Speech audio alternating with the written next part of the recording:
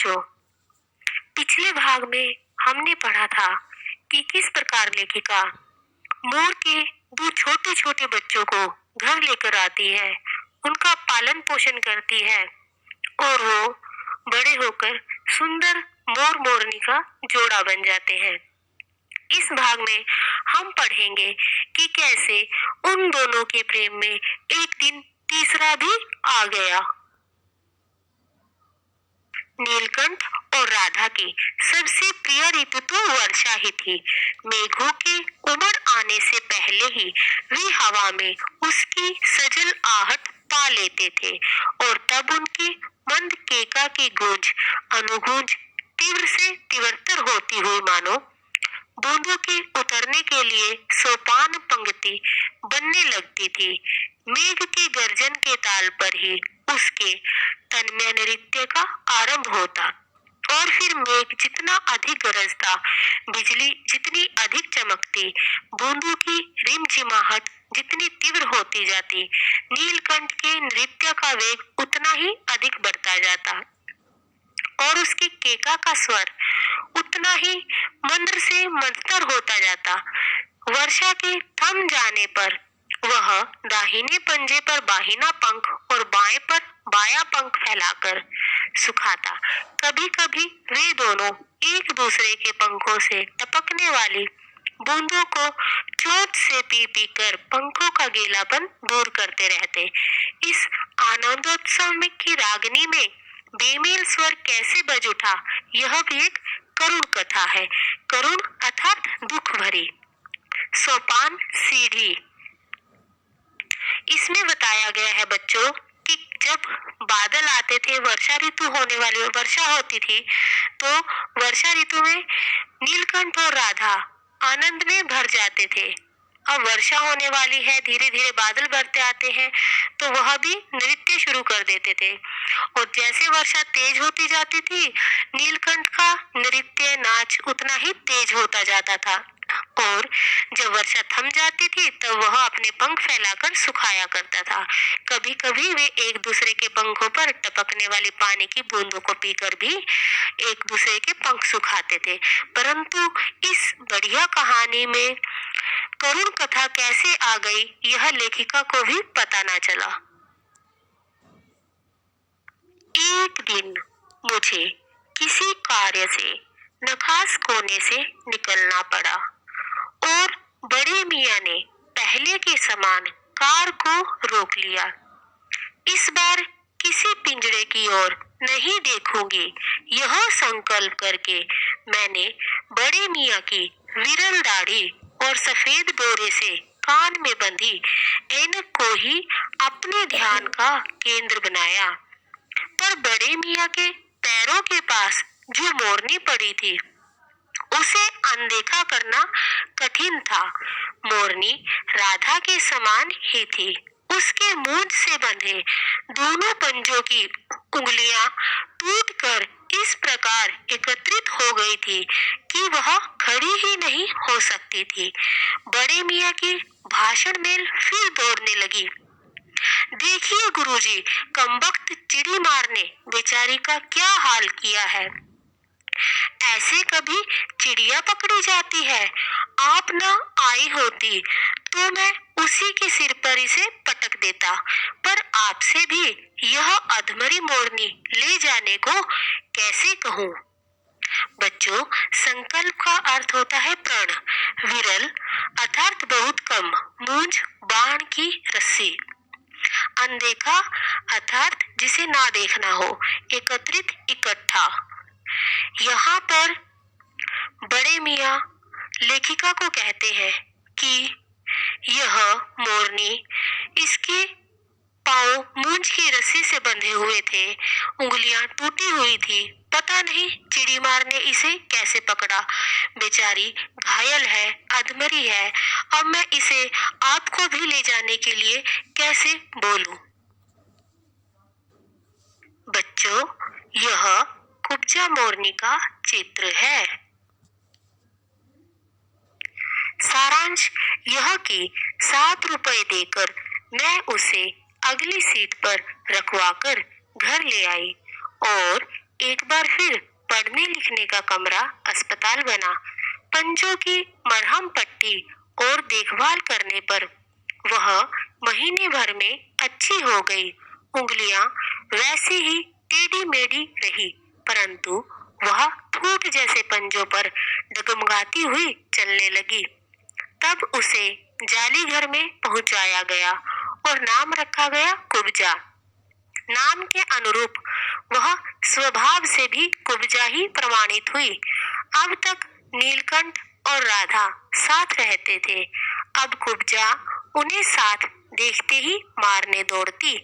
चोट से मार मार कर उसने राधा की कलगी नोच डाली, पंख नोच डाले। कठिनाई यह थी कि नीलकंठ उससे दूर भागता था और वह उसके साथ रहना चाहती थी। न किसी जीव जंतु से उसकी मित्रता थी, न वह किसी को नीलकंठ के समीप आने देना चाहती थी। सारांश अर्थात बच्चों निचोड़, मरहम पट्टी करना, उसकी देखभाल करना, घाव को पट्टी बांधना। अनुरूप अनुसार, प्रमाणित सिद्ध होना। कठिनाई समस्या। बच्चों, लेखिका यहाँ कहना चाहती है, एक दिन लेखिका को बड़े मियाँ की दुकान से एक घायल मोरनी 7 रुपए में मिली। लेखिका ने उसका इलाज करवाया और अच्छी तरह से देखभाल की। 1 महीने बाद वह अच्छी हो गई, पर उसके पैर ठीक ना हो सके, जिसके कारण वह डगमगाती हुई चलती थी। उसका नाम कुब्जा रखा गया। उसका स्वभाव उसके नाम के अनुरूप था, अनुसार था। उसे पक्षियों वाले जाली घर में पहुंचा दिया गया। कुब्जा से नीलकंठ और राधा का साथ देखा नहीं जाता था। वह राधा को चोट से प्रहार करने लगती थी जब भी वह नीलकंठ के साथ होती थी, और नीलकंठ को कुब्जा का साथ अच्छा नहीं लगता था। वह उससे दूर भागता था और उधर। उसी बीच राधा ने 2 अंडे दिए, जिनको पंखों में छिपाए बैठी रहती थी। पता चलते ही कुब्जा ने चोंच मार मार कर राधा को ढकेल दिया और फिर अंडे फोड़कर ठूठ जैसे पैरों से सब ओर छितरा दिए। इस कलह कोलाहल से और उससे भी अधिक राधा की दूरी से बेचारे नीलकंठ की प्रसन्नता का अंत हो गया। कई बार वह जाली के घर से निकल भागा। एक बार कई दिन भूखा प्यासा आम की शाखाओं में छिपा बैठा रहा, जहां से बहुत पुचकार कर मैंने उतारा। एक बार मेरी खिड़की के शेड पर छिपा रहा। मेरे दाना देने जाने पर वह सदा की भांति पंखों को मंडलाकार बनाकर खड़ा हो जाता था, पर उसकी चाल में थकावट और आंखों में एक शून्यता रहती थी। अपनी अनुभवहीनता के कारण ही मैं आशा करती रही कि थोड़े दिन बाद सब में मेल हो जाएगा। बच्चों, यहाँ चित्रा का अर्थ होता है फैलाना, कलह कलेश, कोलाहल शोर, शाखाएं डालियां। यहाँ पर लेखिका कहती है कि कुछ समय बाद राधा ने 2 अंडे दिए। अब वह अपने अंडों को पंखों के नीचे छिपाए बैठी रहती थी, परंतु जैसे ही कुब्जा को राधा के अंडों के बारे में पता लगा, उसने अपने चोंच से वह अंडे तोड़ दिए। नीलकंठ दुखी हो गया। उसने राधा से दूरी बना ली, क्योंकि जब भी वह राधा के साथ होता था तो कुब्जा बीच में आकर राधा पर प्रहार करती थी।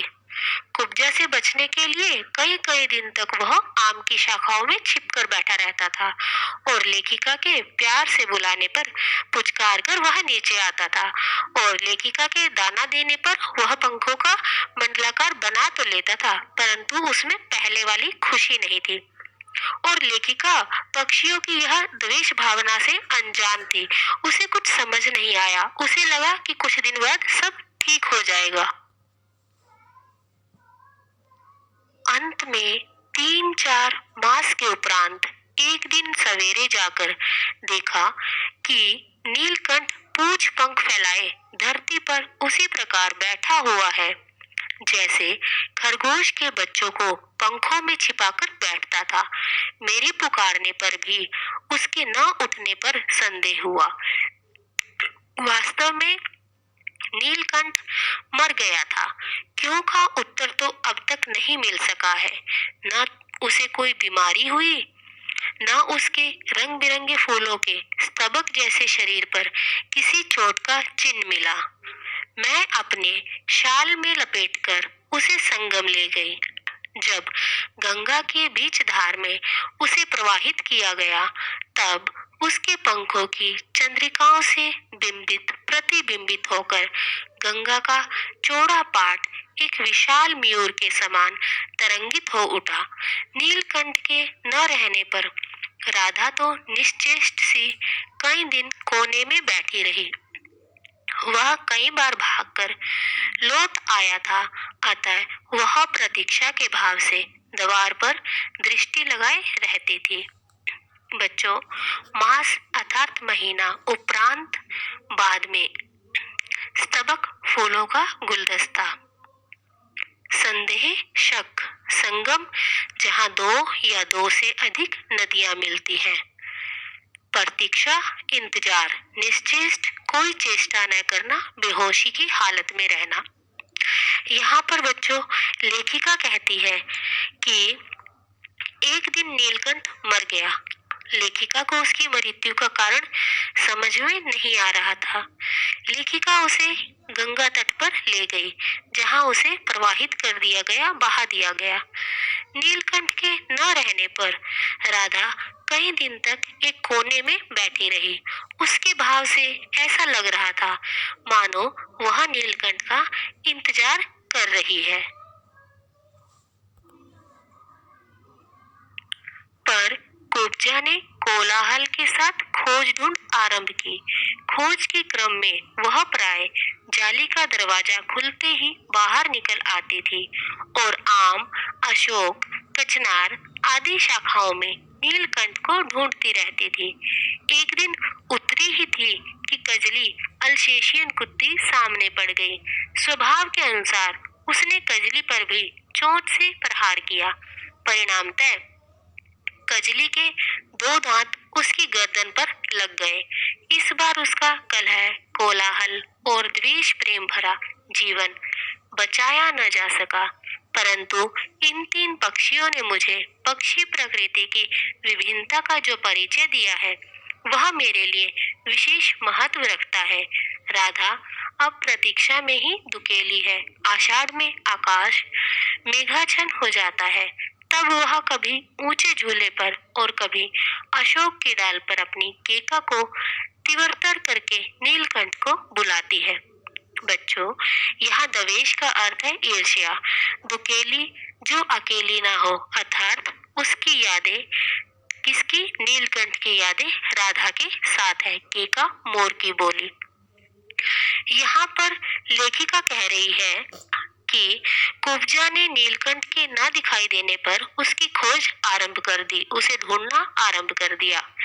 वह सभी वृक्षों की शाखाओं पर नीलकंठ को ढूंढती रहती थी और एक दिन ऐसे ही वह ढूंढने निकली कि लेखिका की अल्सेशियन कुतिया कजली के सामने पड़ गई। कुब्जा ने उसे देखते ही चोंच से प्रहार किया। कजली ने अपने स्वभाव के अनुरूप कुब्जा की गर्दन पर ही दो दांत लगा दिए। अब कुब्जा का इलाज करवाया गया, परंतु वह नहीं बची। लेखिका कहती है कि इन तीन पक्षियों ने प्रकृति की विभिन्नता का जो मुझे ज्ञान करवाया है। राधा नीलकंठ की प्रतीक्षा कर रही है और लेखिका इस चीज को हमेशा याद रखती है कि बादलों को देखते ही कैसे वह अपने स्वर में नीलकंठ को बुलाती है। लेखिका ने यहाँ पर पक्षी प्रकृति की विभिन्नता का ज्ञान किया है।